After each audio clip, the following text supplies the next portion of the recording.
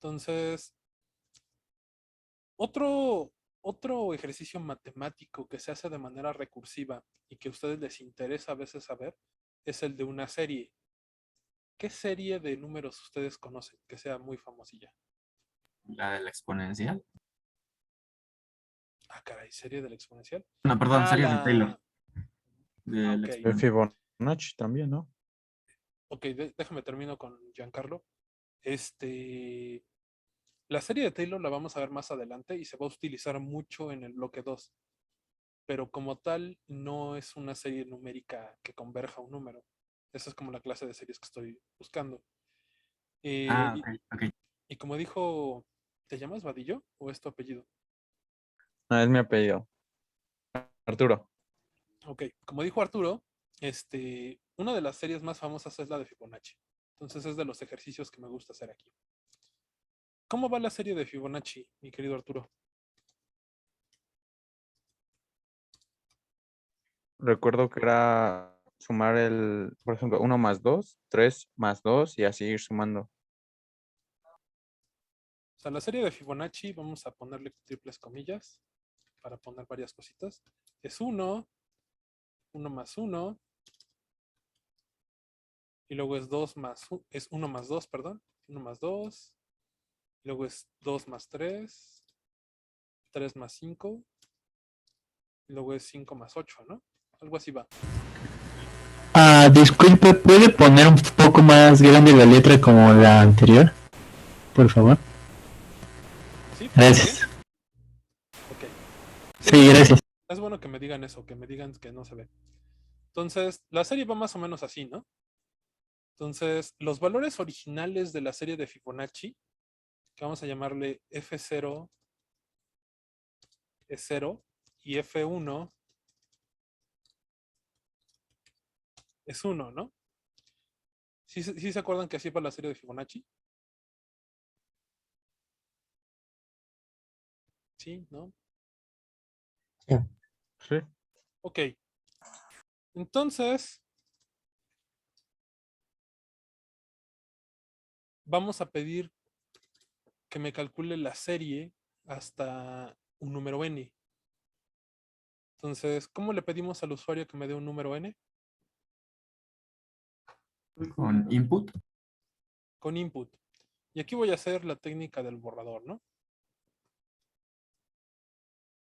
Y aquí viene una frase que me gusta mucho de Brandon y de Frey, que fueron mis primeros ayudantes. Y es que una vez que ya tienen un código que sirve, pueden ustedes reusar ese código que sirve. Entonces, aquí literalmente me robé el código que ya teníamos funcional de factorial, ¿no? Y entonces, vamos a calcular el número de Fibonacci. Entonces, para hacer el número de Fibonacci, tenemos que hacer un ciclo for i in range. ¿Hasta qué número voy a llegar? N más 1. Del n más 1.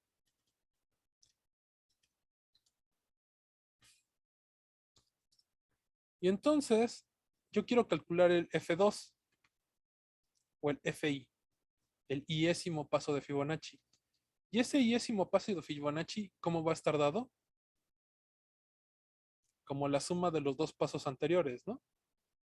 Entonces este sería F1 más F0. ¿Están de acuerdo?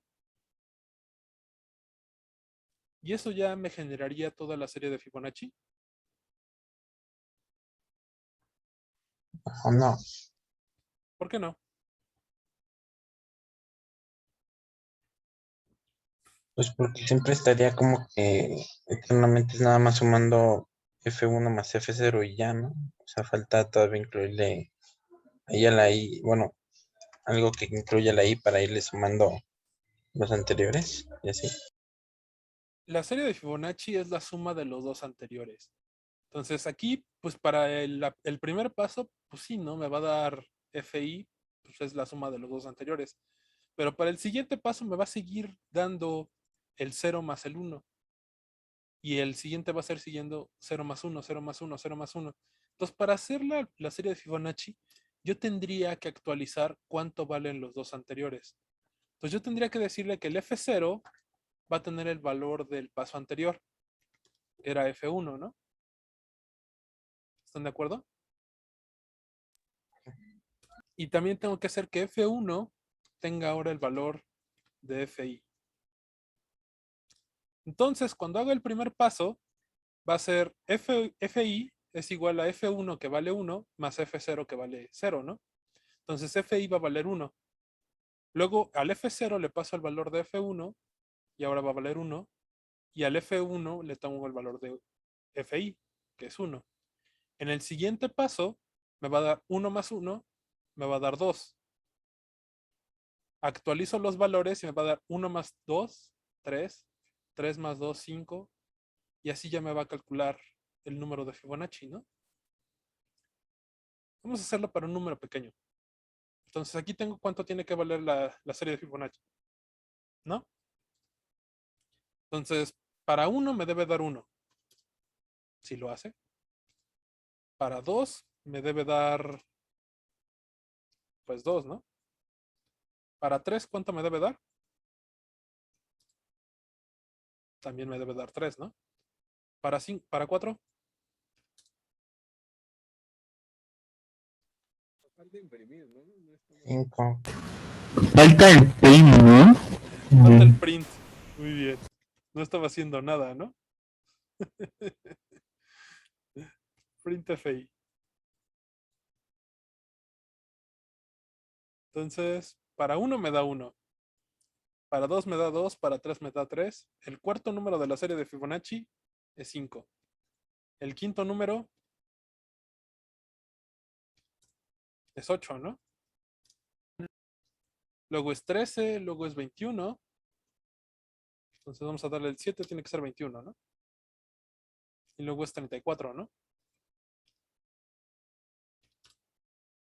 Y bueno, ya los demás ya no me los sé de memoria. Vamos a darle que me calcule el número 100. Y ya es una cosa gigantesca. Este de aquí ya me calcula la serie de Fibonacci. Vamos a guardarlo como FIB1.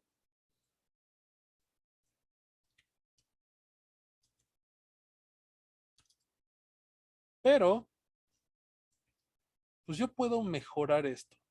La parte interesante de una serie es que podamos ver todos los valores de la serie. Entonces, para ir guardando los valores de la serie, existen otro tipo de variables. Uno de ellos lo acabamos de ver, una lista. Entonces, vamos a hacer una lista. Esto de aquí son los primeros dos números, los valores iniciales, ¿no? De la serie de Fibonacci. Y de sus clases de matemáticas recordarán que hay muchas series de Fibonacci. Yo puedo definir diferentes valores iniciales y voy a obtener diferentes series de Fibonacci. La de 0, 1 es como la clásica, la que todo mundo conoce como Fibonacci. Pero vamos a hacer una lista con los valores de la serie.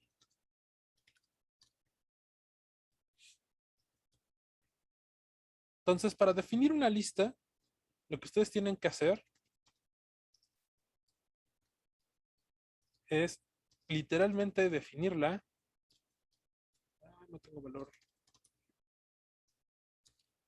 Definirla con unos corchetes, con unos paréntesis cuadrados. Esto de aquí me va a definir una lista vacía. Literalmente está vacía. Y a esta lista yo le puedo agregar los valores de la serie. La forma en la que se agregan valores a una lista, ¿alguien sabe cómo es?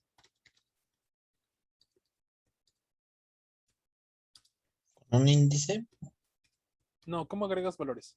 Ahorita vemos los de los índices. Con append. Con append. Append literalmente es añadir al final, ¿no? Entonces, ¿qué valores le vamos a agregar a la lista de Fibonacci?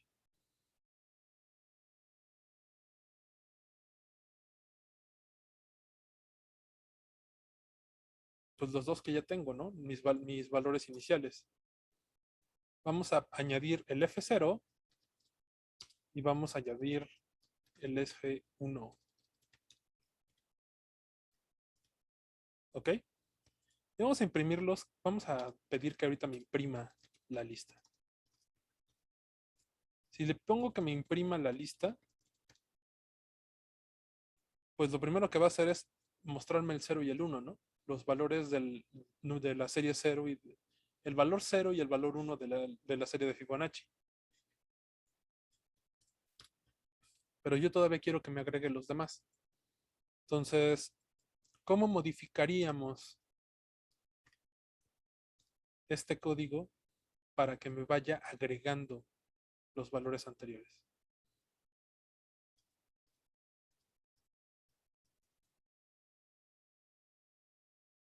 ¿Qué cambiarían aquí?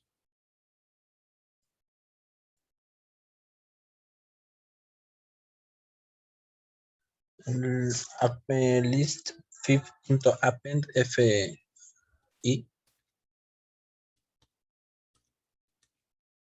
Voy a añadir el FI. Vamos a hacerlo completo. FI era el F1 más el F0, ¿no?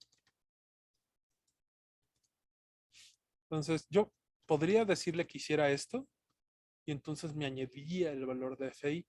Pero esto de aquí en realidad es bastante un desperdicio de memoria y de recursos, porque yo simplemente le puedo decir que me añada el F1 y el F0, ¿no? Y ya me añadiría eso a la lista. Pero F1 y F0 tienen valores ya dentro de la lista, ¿no? Lista F1 era lista FIF1 y lista FIF0, ¿no? Ya están aquí en la lista arriba. ¿Están de acuerdo? Y para hacerlo de manera recursiva, cuando yo añada esto, pues voy a ir haciendo crecer la lista. Entonces, en el paso I, pues este realmente sí. Y este es el I-1, ¿no?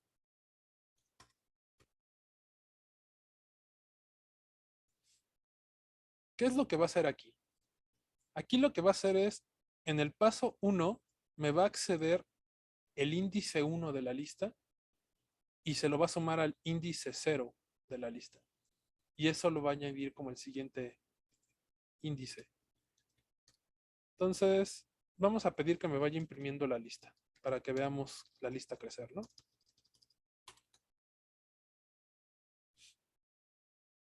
Vamos a hacer un paso pequeño. Vamos a hacer 5 pasos de Fibonacci. Entonces, en el paso 1, agarra el valor, el 0 y el 1, lo suma y lo añade a la lista con append. Añade el 1. Luego, en el siguiente paso, va a agarrar el 1 y el 1, lo va a sumar como 2 y lo va a añadir a la lista. En el tercer paso, va a agarrar el 1 y el 2, van a dar 3 y lo va a añadir a la lista. En el cuarto paso, va a agarrar el 2 y el 3 y lo va a añadir a la lista. Luego el 3 y el 5 y lo va a añadir a la lista. Entonces, este código hace exactamente lo mismo que hacía... ya no lo guardé.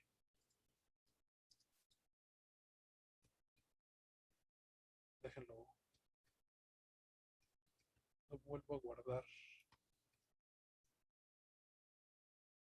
Perdón, fue error mío.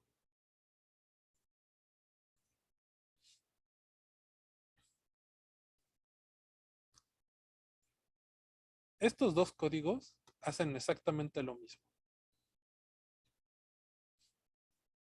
Calculan el número de Fibonacci hasta n pasos, pero este de aquí los va guardando en una lista. Y los podemos acceder en el momento que nosotros queramos. ¿Cómo los accederíamos? Pues los accedemos simplemente con el índice del que yo quiero acceder. El 0, el 1, el 2, el 3, hasta el n-1, ¿no?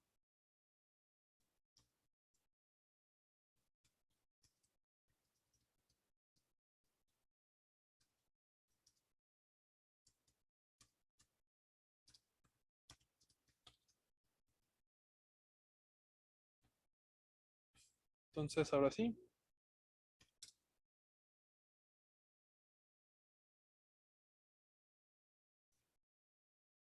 ¿Qué pasó ahí? El 5. Sí, pues el 5 es ese.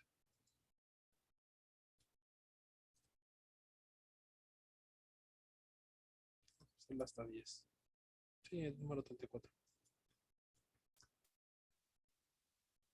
¿Hasta aquí hay alguna duda? Lo siento muy callados. ¿Ya se hicieron bolas? Yo tengo una duda. Por ejemplo, aquí solamente eran 5 pasos y daba 5 líneas. Pero ¿hay alguna forma para que no dé, digamos, las 5 líneas que estén en... Solo dé como la última línea? Me estaba dando las 5 líneas porque yo lo imprimía dentro del for. Entonces, cada vez que estuviera haciendo el ciclo for, me iba a hacer una impresión. Si tú quieres que nada más te imprima al final, tienes que incluirlo siempre al final, mi querido Hugo. Y entonces ya te imprime la lista completa. Ok. Entonces el orden también juega como un papel aquí, ¿verdad? El orden, ¿a qué te refieres con el orden?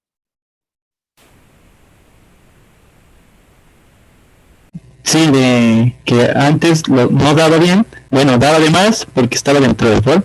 Y ahora da menos porque está fuera del for, ¿no? Por el orden. Sí. Todo lo que esté dentro del for lo va a repetir en cada paso del for.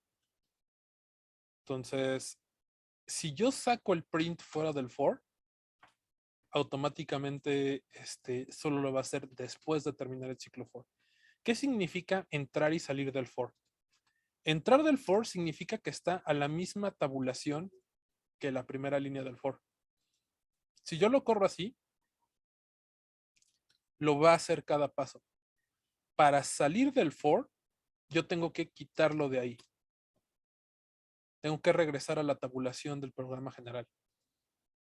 Entonces, sacarlo del for implica quitar la tabulación. ¿Estamos bien? Sí, gracias. Ok. Y bueno, esto en realidad se podría simplificar un poquito más el código si yo cuando defino la lista hubiera definido directamente los valores aquí. Esto se llama inicializar la lista. Una lista vacía se define literalmente con las llaves, con los corchetes vacíos, y una lista con inicializar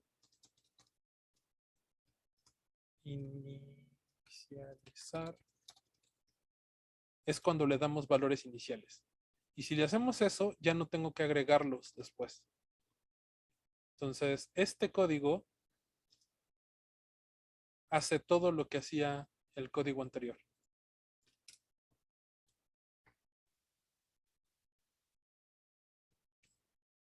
¿Hasta aquí alguna duda?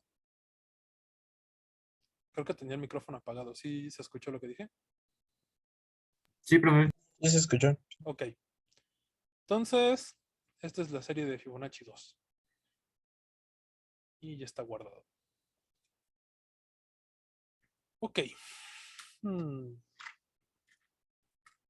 Veamos ciclo SIF. Todavía nos da chance. ¿O qué otra cosa podemos hacer? Sí, primero ciclo SIF. Ok. Factorial, Fibonacci. ¿Qué otro número? ¿Qué otro ciclo me acuerdo ahorita?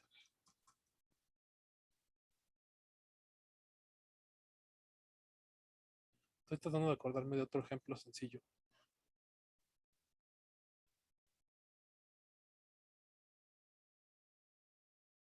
A ver, hagamos trampa. Veamos los del semestre pasado. No sé por qué siento que me está faltando alguno.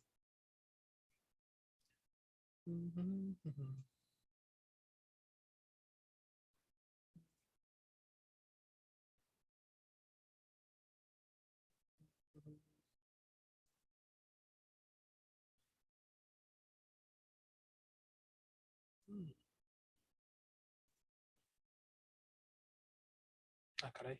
No los tengo. Ujú.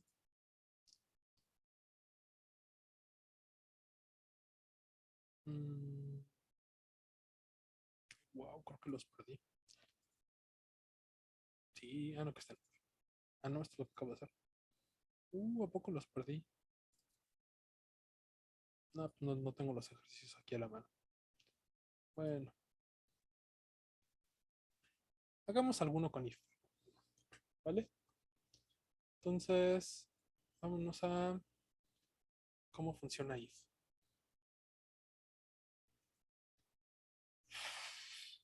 Ok. Entonces lo llamaremos como lógica matemática.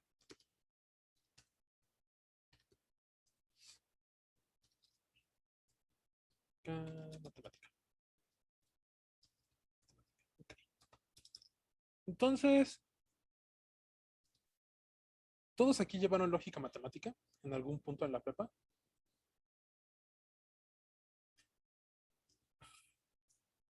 Pues, lógica, sí, pero matemática no creo. ¿No llevaron como sección de lógica matemática en su curso de lógica? Solo Por ejemplo, tablas de verdad y ya. más o menos Sí, tablas de verdad. más o menos es lo que ahorita nos toca ver. Entonces, lo voy a tener que dividir. De hecho, ya voy a tener lo que seccionar por la interrupción que tuvimos. ¿5 es menor que 3? No,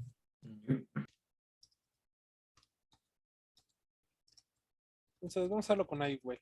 A igual a B, ¿no? Para que no sea tan obvio. A es 5, B es 3. ¿A es menor que B? Esa es como pregunta. No, Entonces, la respuesta es que no. Entonces, esta sería una afirmación falsa o verdadera. falsa. Entonces, cuando ustedes ejecutan este código, lo que esperan es que dé falso, ¿no? Sí, ¿Y B es menor que A? sí, Pues sí, ¿no? Entonces esperan que la afirmación es verdadera y les imprime verdadero. ¿Qué pasa si yo meto un tercer número? Digamos C igual a A. Y les digo, C es menor que A. no, Pues no. Entonces las dos afirmaciones son falsas, ¿no? Pero ¿qué les digo si pasa si les digo que es menor o igual que A? sí, Entonces, en lógica matemática vamos a tener diferentes operadores lógicos.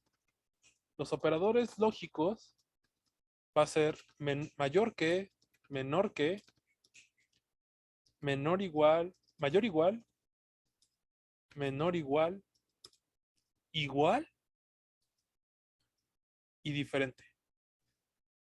Esos son como los operadores de lógica matemática que tiene implementados el código. Entonces,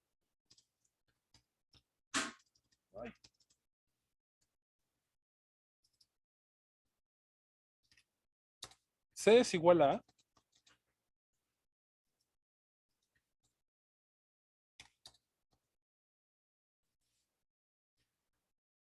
C es igual a, Sí. lo definí acá arriba. ¿Qué va a pasar si yo imprimo C igual a? Les va a decir que hay un error en este código. ¿Por qué? Porque el operador lógico de igual es igual igual. ¿Se acuerdan de la clase pasada cuando vieron división entera que era entre? Ujú. Entonces, aquí es lo mismo. El símbolo de igual está utilizado, está restringido para definir variables o para cambiar el valor de una variable. Entonces, para la operación lógica, ustedes que tienen que usar a fuerzas igual igual. Entonces, igual es asignación de una variable. Igual igual es el operador lógico. Entonces, pues C sí es igual a A, ¿no? Y finalmente,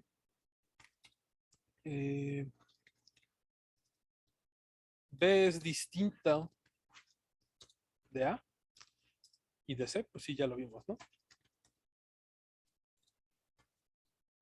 B distinto de C. Ah, le había puesto A, ¿no? A. Y eso pues también va a ser una verdad. Entonces, matemáticamente hay estos 6 operadores de lógica matemática. ¿Y para qué nos van a servir? Nos van a servir para 2 bloques. El bloque if y el bloque while. ¿Qué significa if en inglés? Sí, Entonces, lo que va a hacer es que va a ejecutar un cacho de código si una condición es verdadera.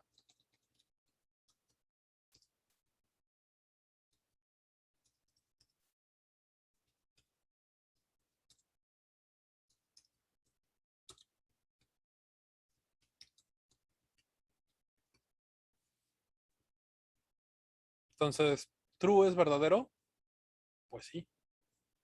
Y entonces me dice que la condición es verdadera, ¿no? ¿Para qué puede ser útil? Por ejemplo, si ustedes quieren ver si A es menor que B.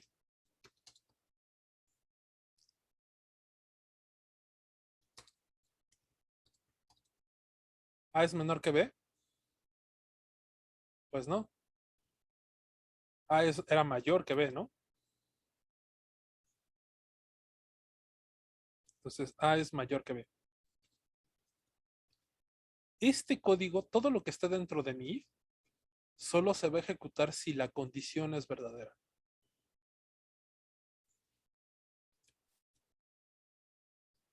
Y a veces vamos a querer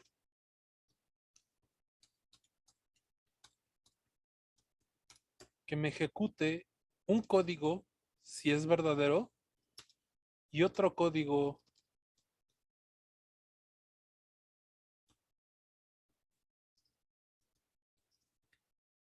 si es falso.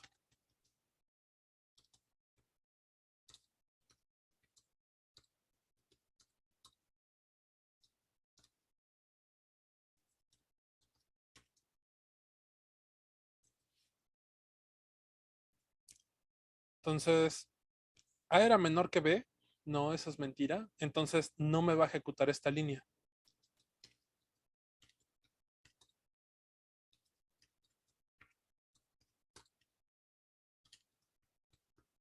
Y puede tener tantas líneas como ustedes quieran. O sea, aquí pueden ponerle otro for.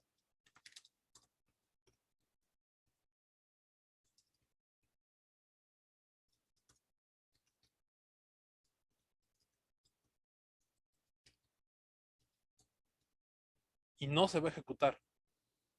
Todo ese código no se va a ejecutar. Solo se va a ejecutar cuando A sea menor que B. ¿Ok? Entonces, esto de aquí se denomina como un diagrama de flujo. Solo se ejecuta cuando la condición es real. Y en todos los demás casos, no se ejecuta ese código.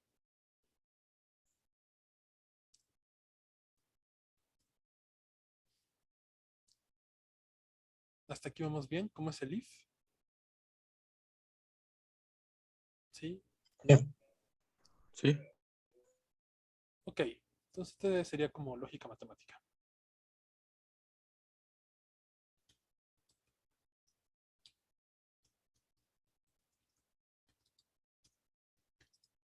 Vamos a hacer otro código. ¿Para qué podríamos implementar esto?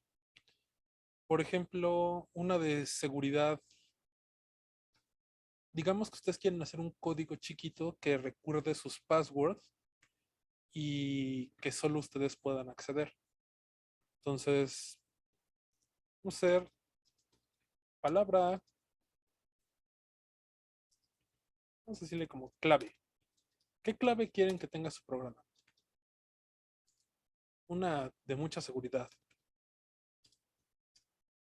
1, 2, 3, 4, ¿no? Como para que les vacíen sus cuentas cuando vayan al cajero automático. Y entonces vamos a pedir al usuario que nos dé la clave secreta. Y entonces, Disculpe, ¿puede hacer la letra un poquito más grande, por favor? Gracias.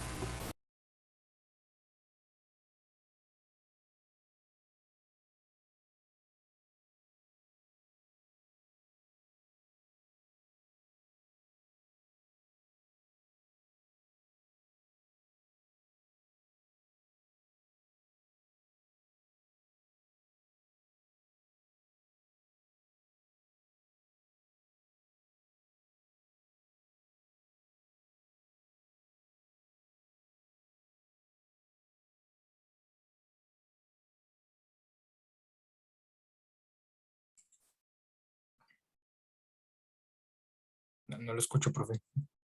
perdón. Aquí vamos a generar algo que tenga como mucha información que ustedes quieren guardar aquí, ¿no? Esto sería como sus passwords, usuario de la facultad y su password que sería su cumpleaños, ¿no? No sé, el 29 de febrero.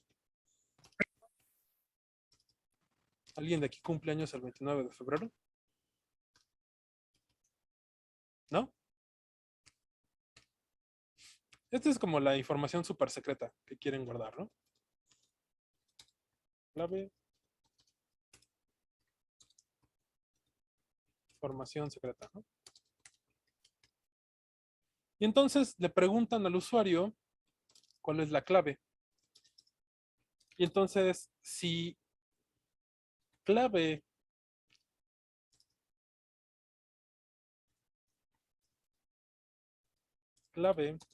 es igual a el input, vamos a llamarle input, no, entrada, porque todo lo que se me ocurre son palabras clave. Entonces, si es entrada, pues que les imprima la información secreta. Y en caso de que no sea la clave, que les diga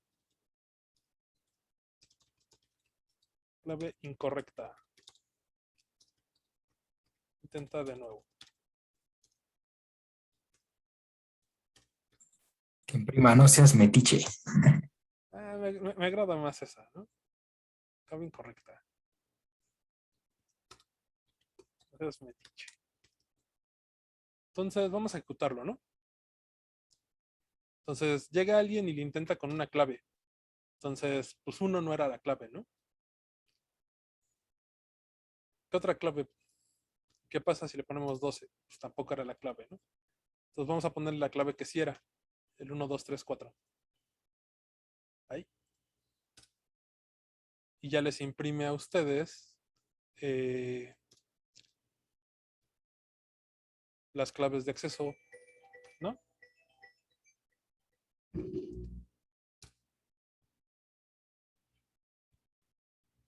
Pero bueno, a veces es muy engorroso estar haciendo esta pregunta todo el tiempo. Entonces, vamos a hacer un pequeño truquito con el ciclo while. Entonces, while es un ciclo que se va a estar repitiendo como el ciclo for de manera indefinida mientras la condición lógica sea cierta.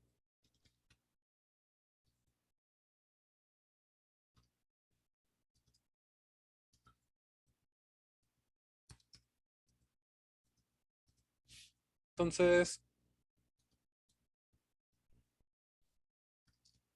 ¿cuándo va a ser verdadero true? Siempre. Entonces, lo que va a hacer este código es ejecutar lo que está dentro del while una vez y cuando termine, pues lo va a volver a ejecutar y lo va a volver a ejecutar y lo va a volver a ejecutar. Vamos a correrlo, ¿no? Entonces, dame la clave secreta. 1. Se me olvidó preguntarle. Ese fue error mío. Se me olvidó preguntarle al usuario dentro del while. Ahora sí. Dame la clave secreta. 1. Clave incorrecta, no seas metiche, ¿no?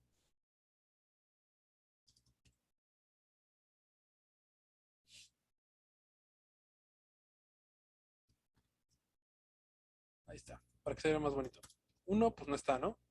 2, tampoco. 56, tampoco. 1, 2, 3, 4.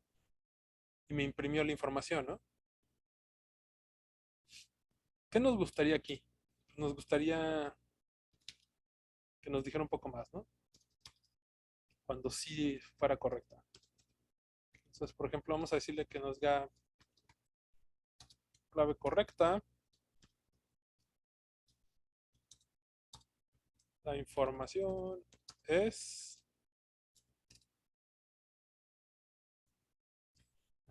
Lo detuve. Ahora sí. Entonces, con 1 me dice que no seas metiche. Y con la clave correcta me dice, clave correcta, la información es esto, ¿no?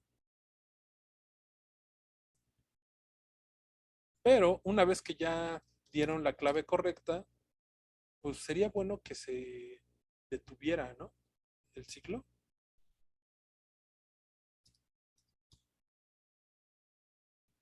Entonces, para detener el ciclo, se hace con el comando break.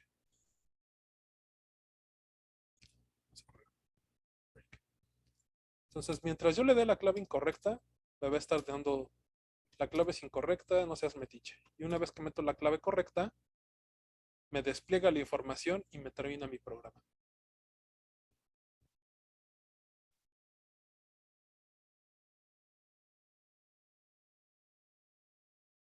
¿Hasta aquí alguna duda?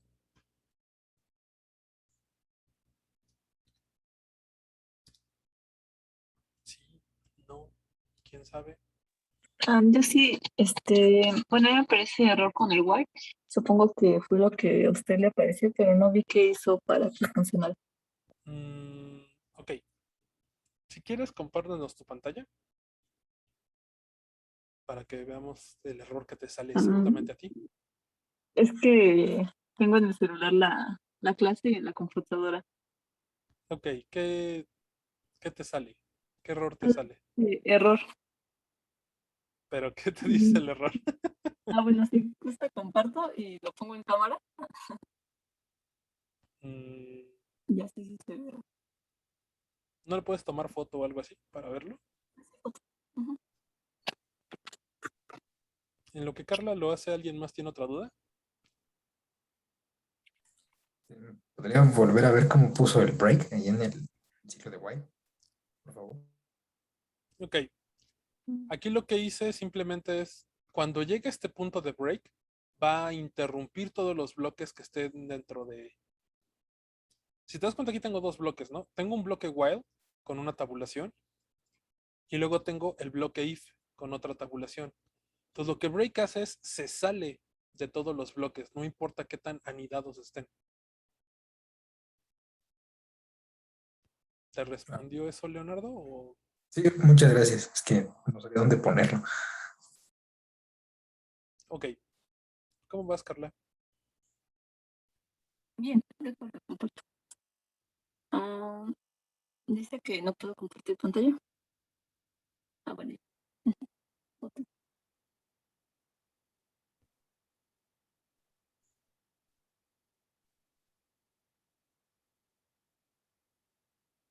Sí, me parece eso. Ah, ya. Te faltaron los 2 puntos. Gracias.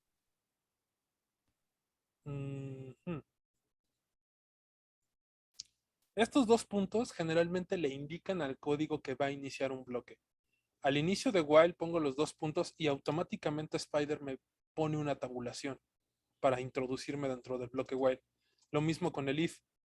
Cuando detecta los 2 puntos, automáticamente se mete dentro de él. Me pone otra tabulación para meterme dentro de ese bloque. Lo mismo pasaba con el for. 2 puntos, inicia el bloque for y el bloque for no acaba hasta que ya no tengo líneas con esta tabulación. Python es un lenguaje sangrón. ¿A qué me refiero con sangrón? A que los bloques están definidos por la sangría. ¿Qué quiere decir sangría? ¿A qué distancia, qué tantos espacios en blancos tengo? Este párrafo me define un bloque. Esta línea de código código está dentro del ciclo for. Esta línea está fuera del ciclo for. Lo mismo pasa acá. Esta línea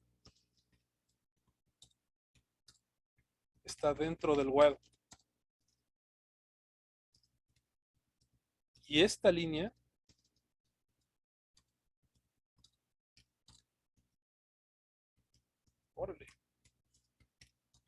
está dentro del while y dentro del for, del if. Entonces, aquí estamos dentro del if y dentro del while. Entonces, cuando el break rompe el ciclo, rompe tanto el bloque if como el bloque while. A eso es a lo que me refería Leonardo, que rompe todos los bloques anidados. Ah, ok, gracias.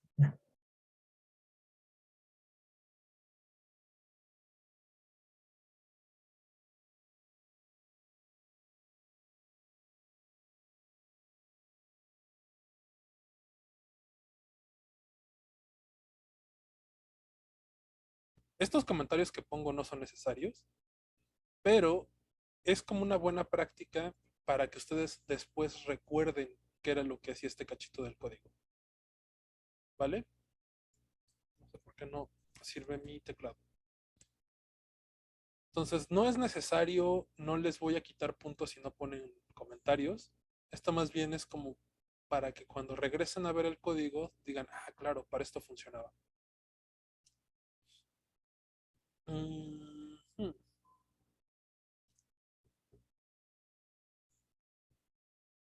Ok, vamos a hacer otro ciclo while para,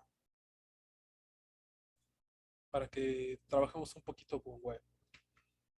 El while es muy útil, pero al mismo tiempo es muy peligroso. Entonces, el segundo ejemplo que hay con while sería, vamos a definir A igual a 5, B igual a 3, y vamos a hacer un ciclo while. Hago la letra más grande para los que están en el celular. Entonces vamos a hacer algo que me dé que sea true. Digamos B menor que A. ¿Están de acuerdo que eso es verdadero, no? Entonces, mientras B sea menor que A, que se ejecute. Y vamos a hacer que B se le sume 1 y que nos imprima cuánto vale B. Que nos imprima A y B para que lo veamos, ¿no? Vamos a ejecutarlo. Entonces, en la primera ejecución, 5 es mayor que 3, le suma 1 a 3. En la segunda ejecución, 5 es mayor que 4, le sumamos 1 a 4. Entonces, después de esto, A y B ya valen lo mismo, ¿no? Y por lo tanto, B ya no es menor que A. ¿Están de acuerdo? Sí.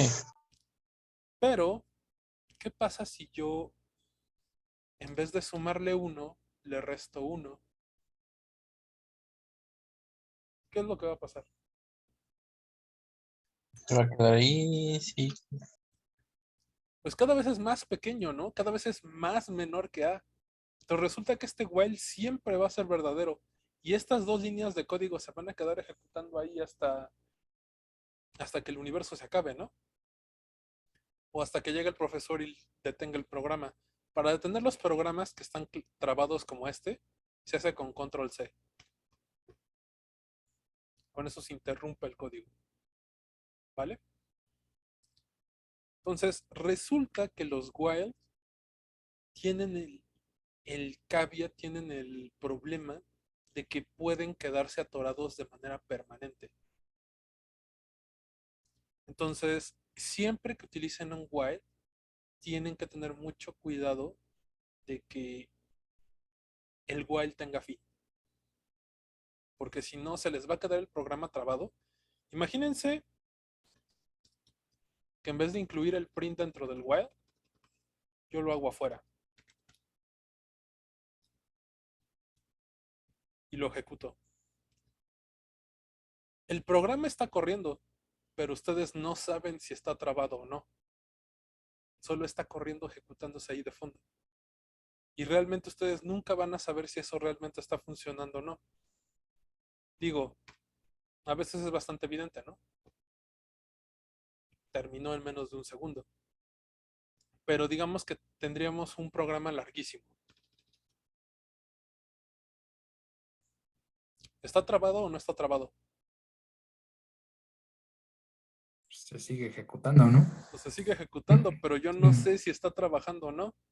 ¿Estás de Pues acuerdo? sí, pues sí, ahí dice run file y ya. Uno Solo como dice más o que menos solo sabe. dice que lo ejecutó, pero Sí, no dice si exactamente. está corriendo. Entonces ya, por fin La hizo leyenda es los, cierta de que te puede quemar el procesador. eran 50 millones de operaciones. Entonces, si se dan cuenta, se tardó como unos 25 segundos en hacerlo, ¿no? Pero ¿cómo saben ustedes que estaba corriendo bien si no les está imprimiendo nada? Entonces, aquí, pues yo veo que está corriendo, ¿no? Entonces, a veces es bueno en sus programas incluir un print en el for o en los ciclos while para que se den cuenta que verdaderamente está corriendo, que no está haciéndose pato. O la palabra real de los programadores, que no está zombie el proceso. Como dijo que lo termináramos con el ¿qué? Teclas. Para terminar un programa es con control C.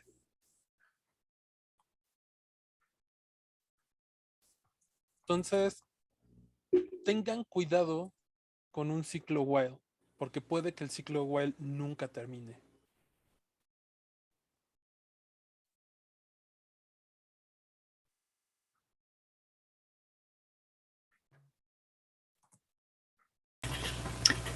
Una pregunta. Entonces, si queremos copiar una parte del código como lo hizo hace rato, ¿no se puede con control C? ¿Con qué lo copia? Lo copio con control C. O sea, copy es control C, ¿no? Lo que pasa es que en la terminal de Linux o en la terminal de Python, control C también interrumpe el programa. En el control C en Linux y en la terminal de Python no sirve para copiar. Si ustedes tratan de copiar con control C, les va a terminar el código que están ejecutando.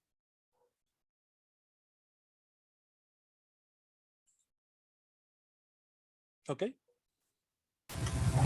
Ok, gracias. Ok, entonces vamos a hacer otro ciclo while. Y de paso vemos errores numéricos. Imagínense que tenemos un número real. 56.27. 23.421. Y vamos a hacer un while que nos diga que mientras el número real sea mayor que 0, que me lo divida entre 2.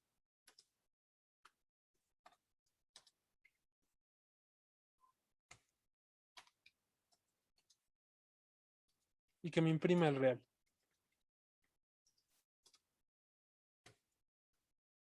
¿Vale? ¿Qué creen que va a ser este código?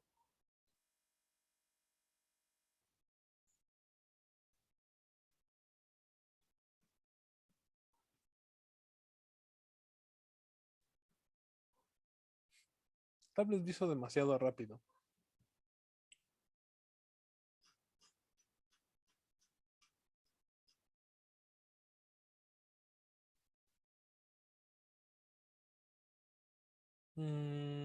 Vamos a ponerle un valor más pequeño para que me haga menos pasos.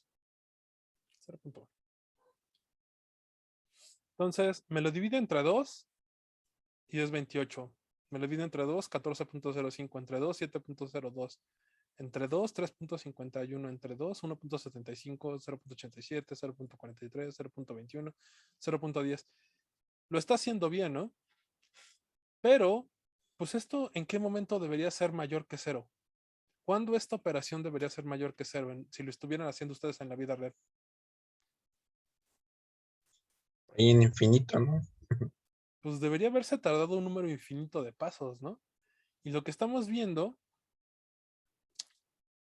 Vamos a hacer un contador. Contador. Igual a 0. Y entonces voy a decirle que me imprima dos cosas. El contador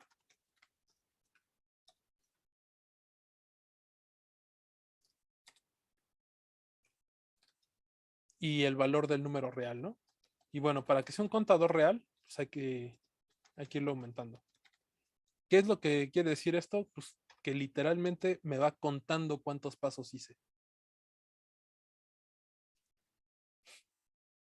Y entonces lo cortamos. Entonces, en el paso 0, pues vale 28. Ah, empezamos mal. Ahora sí. En el paso 1, pues la primera división vale 28, la segunda 14, la tercera 7, 3, 1. Entonces tarda 13 pasos en ser menor que 0.01.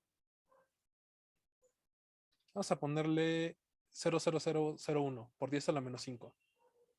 Se tarda 23 pasos en ser menor que por 10 a la menos 5. Vamos a ponerle 16 ceros. De hecho fueron más, ¿no? Fueron 22 ceros. Entonces tarda 79 pasos. Pero, ¿cuánto se tarda en ser igual a 0? En 1080 divisiones, este valor va a ser exactamente igual que 0.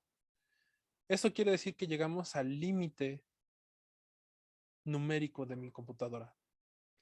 Este código literalmente me dice en dónde está el límite numérico. El número más pequeño que podemos encontrar, que sigue siendo mayor que 0, es 5 por 10 a la menos 324. Cualquier valor más pequeño que yo le dé que esto, para la computadora es esencialmente 0.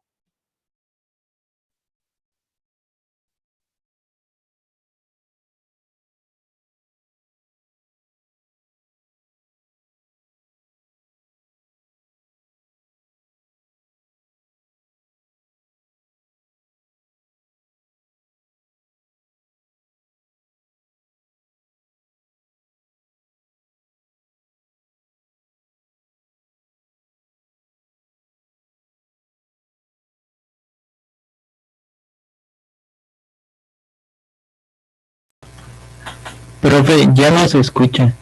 Ok, perdón. Entonces, creo que voy a tener que repetir todo, ¿no? Entre 5 por 10 a la menos 324 es el valor más pequeño que yo tengo antes de que sea igual a 0. Antes de que la computadora considere que el real es igual a 0. Entonces,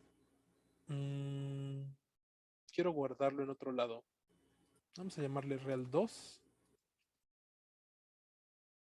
Real mayor que 0. Print real.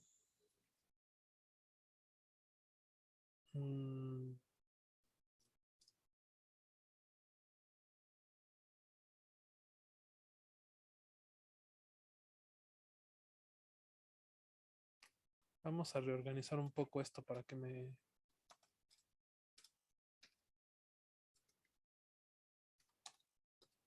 Ok. Este reordenamiento que hice fue porque quiero quedarme con el último valor distinto de 0. Ahí está. Entonces, 5 por 10 a la menos 324 es el valor más pequeño que mi computadora distingue entre un número chiquito y 0. Cualquier valor más chiquito que 5 por 10 a la menos 324, mi computadora no va a poder distinguir entre ese valor y 0. Entonces, este es lo que se conoce como el error de la máquina.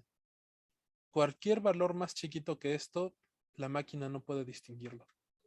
Y este es el límite numérico que tienen los puntos flotantes en mi máquina. Y diferentes máquinas van a tener diferentes valores. En general, entre más moderna y más poderosa sea la computadora donde ejecuten este código, más pequeño va a ser este valor. ¿Alguien de aquí está programando en su celular?